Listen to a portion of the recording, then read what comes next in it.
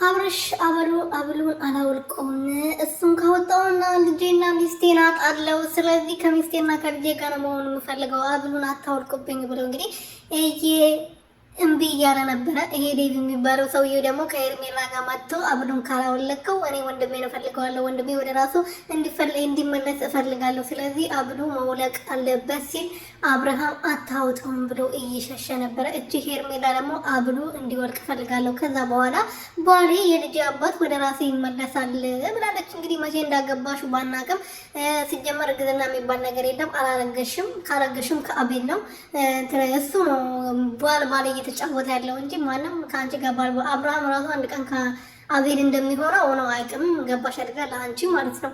ሰላም ቤተሰብ እንዴት ናችሁ? ደህና ናችሁ ወይ? እኔ በጣም ደህና ነኝ፣ እግዚአብሔር ይመስገን። በያላችሁበት ሰላማችሁ ብዝት ትርፍርፍ ይበልልኝ።